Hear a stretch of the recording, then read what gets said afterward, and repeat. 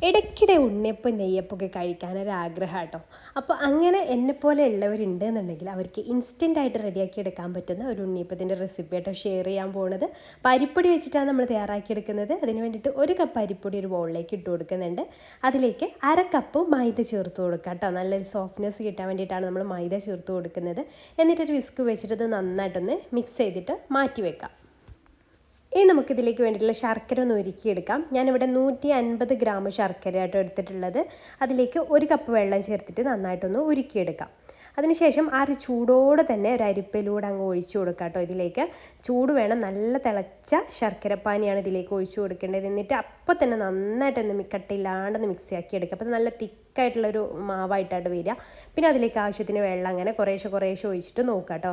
ഉണ്ണിയപ്പത്തിൻ്റെ ആ ഒരു ബാറ്ററിൻ്റെ കൺസിസ്റ്റൻസി ആവുന്ന വരെ വെള്ളം ഒഴിച്ചു കൊടുക്കുക. അപ്പോൾ കുറേശ്ശെ ഒഴിച്ചു കൊടുത്താൽ മതി, ഒരുപാട് അങ്ങ് ആദ്യം തന്നെ ഒഴിച്ചു കൊടുക്കരുത്. കറക്റ്റ് അളവ് ഓരോ പൊടിക്കനുസരിച്ച് മാറ്റം വരും, അതുകൊണ്ടാണ് ഞാൻ പറയുന്നത്. അപ്പോൾ ഞാൻ ഇതിലേക്ക് എത്ര എടുത്തത് ഞാൻ പറയാം കേട്ടോ.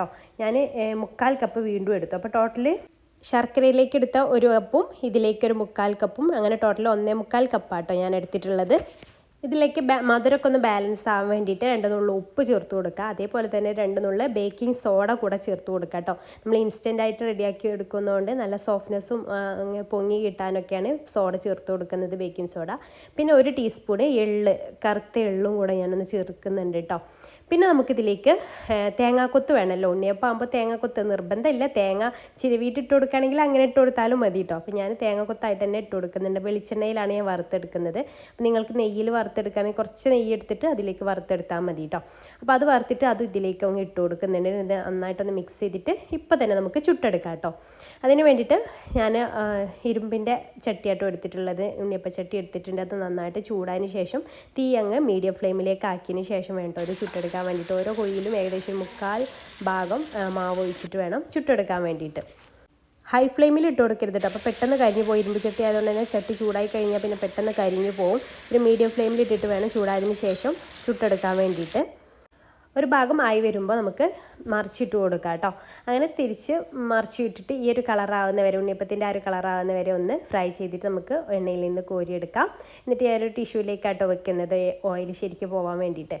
അപ്പോൾ ഇതുപോലെ നമുക്ക് ബാക്കിയും ചുട്ടെടുക്കാം കേട്ടോ. അപ്പോൾ നല്ല ഈസി അല്ലേ ഉണ്ടാക്കിയെടുക്കാൻ വേണ്ടി. അരി അരക്കുകയോ കുതിർക്കുകയോ ഒന്നും വേണ്ട, അതിൻ്റെ ഒന്നും ആവശ്യമില്ലാതെ തന്നെ നല്ല അടിപൊളിയുള്ള ഉണ്ണിയപ്പം നമുക്ക് ഉണ്ടാക്കിയെടുക്കാം. ഞാനത് കാണിച്ചു തരാം കേട്ടോ. അതിൻ്റെ ഉള്ളിലൊക്കെ എങ്ങനെ നല്ല ആരെടുത്തിട്ടുള്ള ഉണ്ണിയപ്പമായിട്ട് തന്നെ നമുക്ക് കിട്ടിയിട്ടുണ്ട് കേട്ടോ. നല്ല സോഫ്റ്റും ഉണ്ട്. ഇതിപ്പോൾ ഇന്ന് ഉണ്ടാക്കിയത് നാളെ കഴിക്കുകയാണെങ്കിലും നല്ല സോഫ്റ്റ്നെസ്സോട് കൂടെ തന്നെ നമുക്ക് കിട്ടും കേട്ടോ. അപ്പോൾ നല്ല ടേസ്റ്റിയും നല്ല പെർഫെക്റ്റ് ആയിട്ടുള്ള ഇൻസ്റ്റൻറ്റ് ഉണ്ണിയപ്പം ഇവിടെ റെഡി ആയിട്ടുണ്ട്. ഇഷ്ടമായിട്ടുണ്ടെങ്കിൽ ട്രൈ ചെയ്ത് നോക്കുക. ഫോളോ ചെയ്യാൻ മറക്കല്ലേ.